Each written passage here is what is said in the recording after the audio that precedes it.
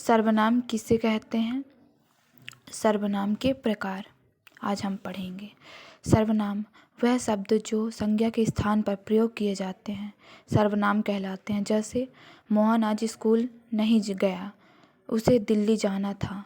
वह वाक्य में मोहन के स्थान पर उसे का प्रयोग किया गया है, अतः उसे सर्वनाम कहेंगे हम।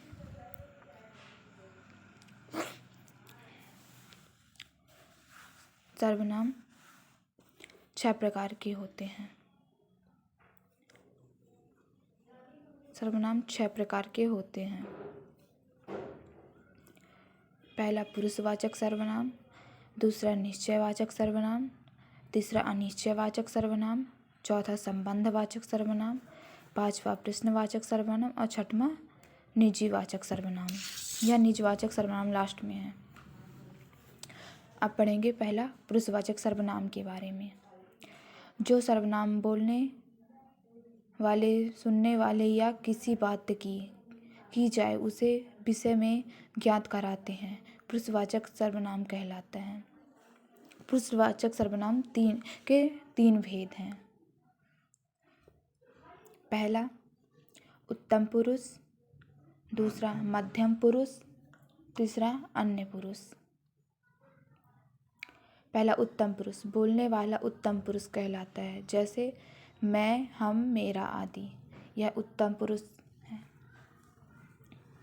दूसरा मध्यम पुरुष, जिससे बात की जाती है वह मध्यम पुरुष कहलाता है।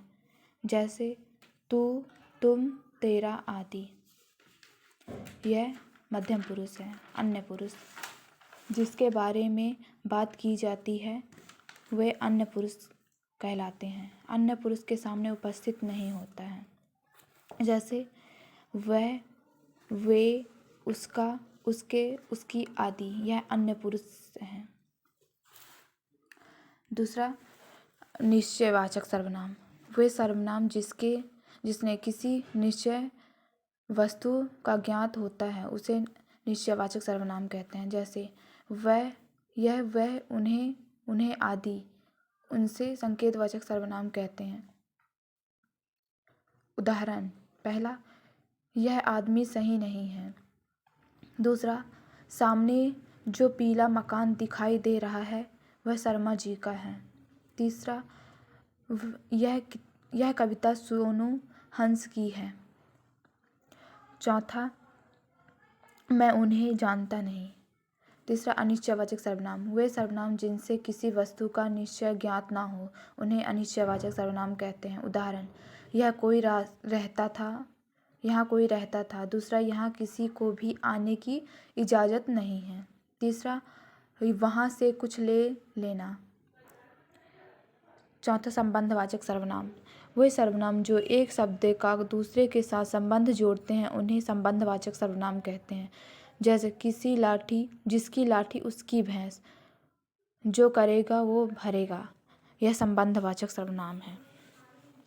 पांचवा प्रश्नवाचक सर्वनाम, वे सर्वनाम जो प्रश्न पूछने के लिए प्रयुक्त होते हैं उन्हें सर्वनाम कहते हैं, उसे प्रश्नवाचक सर्वनाम कहते हैं।